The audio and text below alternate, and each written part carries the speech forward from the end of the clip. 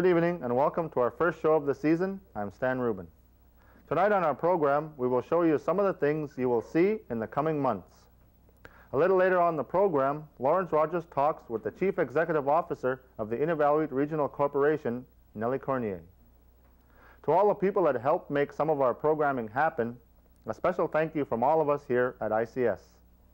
And to all our viewers in outlying communities, we hope to see you this fall and winter. But first, we would like to start off with some drag racing that happened at the Muskrat Jamboree in Inuvik. The Muskrat Jamboree in Inuvik is just one of the places where snowmobile race drivers experience the thrill of speed. It's a fun, fast weekend with all makes of machines competing. Here are some of the heats in the drag racing competition.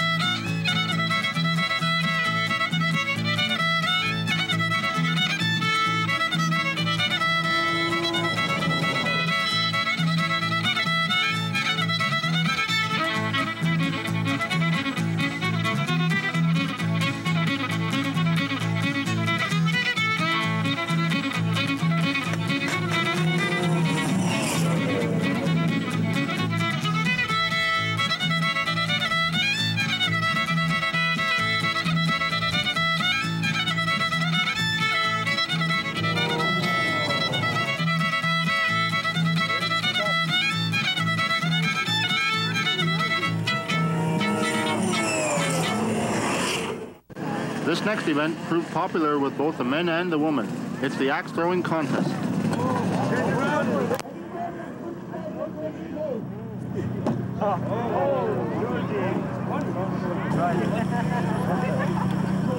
After which tablet?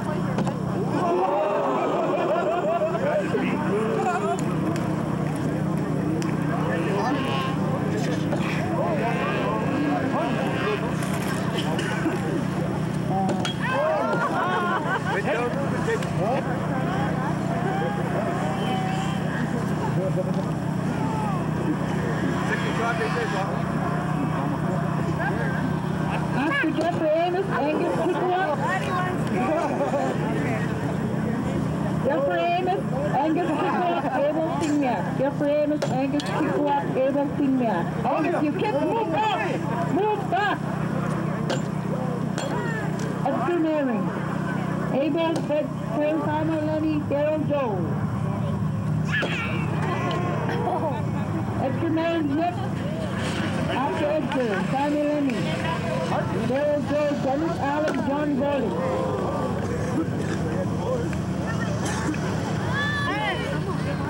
Lennon Farrell. Hey, put your name down.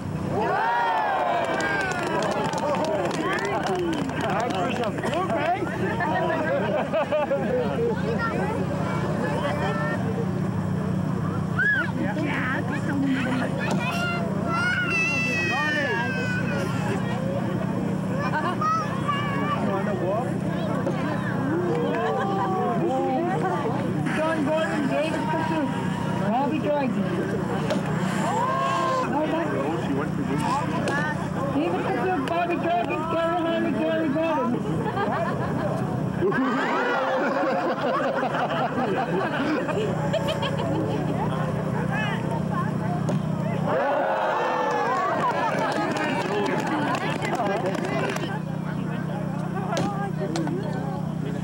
Going to the school, Mary, volunteer to production. And Ruben, Danny E. Gordon, Eddie Greenland, Joey Lamont. Volunteers to let up.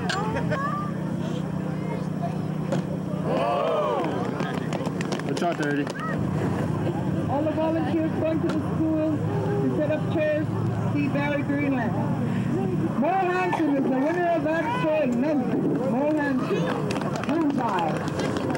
Women's axe throwing, I need the tomahawk. Women's axe throwing. Dan?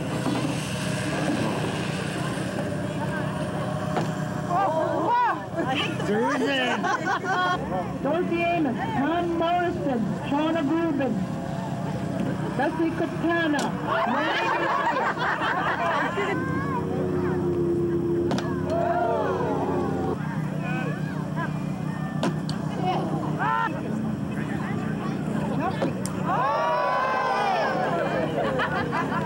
Maureen, Liz Gordon, Shirley Greenland, Cheryl Greenland. Liz Gordon, Shirley Greenland, Cheryl Greenland. Liz Gordon, Shirley Greenland, Cheryl Greenland. Onyx, Lefty. See Hank and Bernice for men's and women's. Men's and women's, Cheryl Greenland, Onyx, Lefty. Ellen, Lefty. Catherine, Leon, Annie B. Gordon, Melba Miss.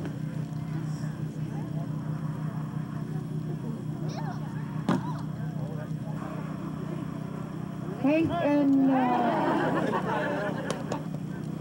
Melba Mitchell, Annie C. Bonnie Ross, Georgina Baldwin, Katie Popia. Peggy J. and Corinne Yee are going in too.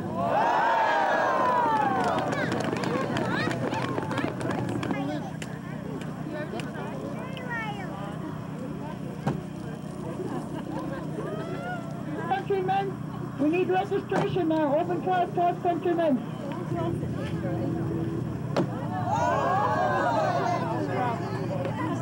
Winner, Annie C. Gordon. Pick up your trophy, Annie.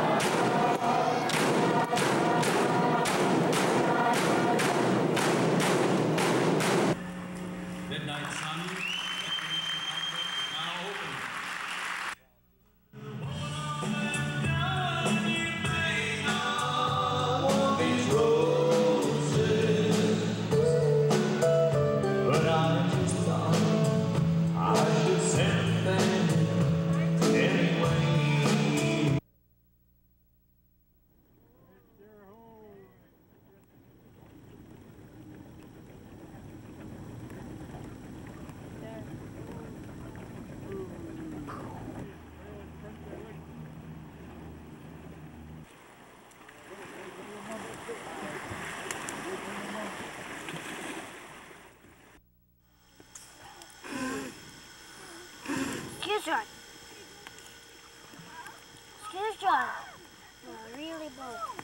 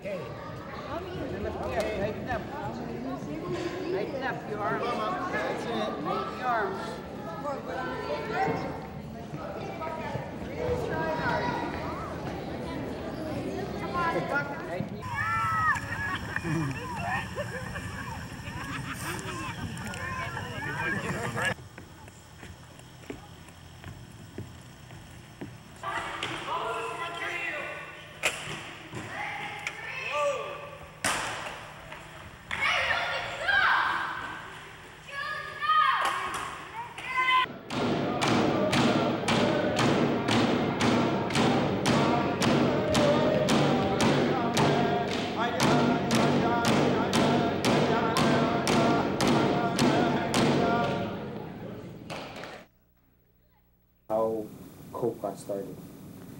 Well, if you might be a little young for this, but in the early 60s, you know, there was a chain of events where more people began to move in.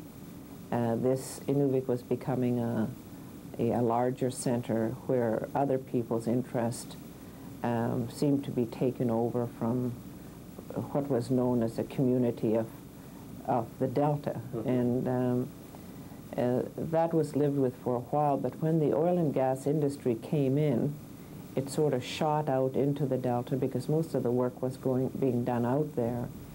And I'd been working, you know, most of my life with hunters and trappers committees and community committees as secretary of letter writing and these types of things. And it got to a point where it was very difficult to get the respect of the industry and of government when people had something to say. And because I guess we were not a political force to be reckoned with. And because Agnes Sumner was a key person, you know, she generally led the way and tried to figure out things, you know, what is the best way to go? How do the people get a voice? And so with her connections and with her discussions, she felt that you had to become a legitimate incorporated body with a mandate, you know, with the guidelines and the membership behind you. So that's how COPE was formed, because people just were not taking the Inuvialuit or even the Gwich'in who were around here very seriously. You already mentioned the mandate. What was the mandate of COPE in those days? Well, it was basically to represent, you know, a broad base of people who had their membership in. At the beginning, because there were no other organizations in the Northwest Territories, we had, the COPE had membership from Iqaluit to Pelly Bay to Ray Edzo, and subsequently the treaty groups came together and they wanted to restrict their membership to treaty only, so those groups ended up dropping away and forming their own organization. And then Inuit Deperkset of Canada decided that it was too broad an area, so they formed a broader organization known as Inuit Deperkset of Canada. So these things, you know, happen. We started with everybody involved, and then gradually, I guess there was funding available to the other organization. It was very difficult for Agnes to secure support, government funding, lobby support for COPE. And because at the beginning she didn't want that. She felt that people had to be committed to the organization, had to really believe in what they were doing, or else it wouldn't survive.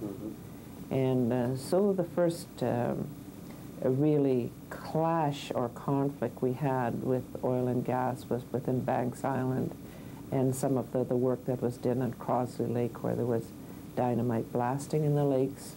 People were very concerned about that, and so those were in the early stages of the organization, right at the beginning of 1970.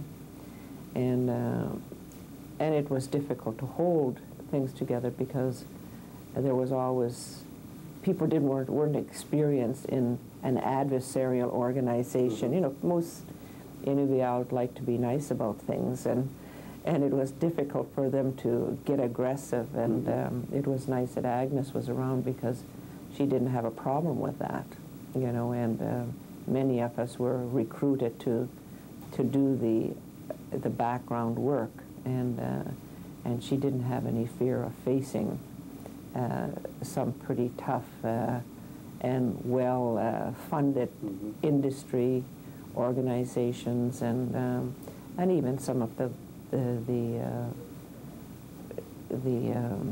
councils, you know, the community councils like the town of Inuvik was very concerned that we would drive away the industry and that, you know, nothing, you know, will happen. And so we didn't have a lot of friends, you know, as COPE, you know, other than the really strong Inuvialuit that were backing it, and we're looking more in the future.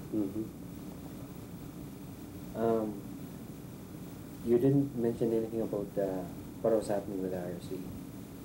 Did you sort of follow what was happening with IRC? Well, you see,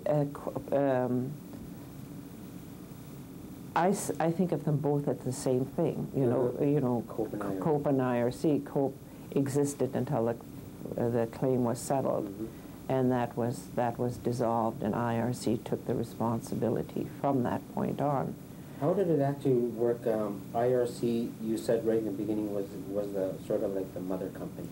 Well, in the land claims, okay, when we were negotiating a claim, we had to have an overall body to be responsible like for the total. The other departments. Yeah, they're like the IDC. They operate somewhat independently. The Game Council operates somewhat independent. They operate independently, and they have their boards. But overall, the IRC is responsible, you know, for the well-being of those corporate groups to see that they reflect the needs of their beneficiaries. Okay. When did you say to yourself, "I've had enough of the government. I want to get back to where I grew up, the area that I grew up"? What prompted you to run for the chair of IRC? Well, I guess it really wasn't whether you gave up on the government or anything, because no matter what we do in this Well, I land... mean, you worked at it long enough. Yeah. No, it wasn't that. You see, I didn't decide I worked at it long enough. It wasn't that at all. What it was is that over a number of years, a lot of the people who had been involved with the negotiation of the claim were very concerned about the direction that the Inuvialuit Regional Corporation and some of its subsidiaries were going. There was a great deal of concern that the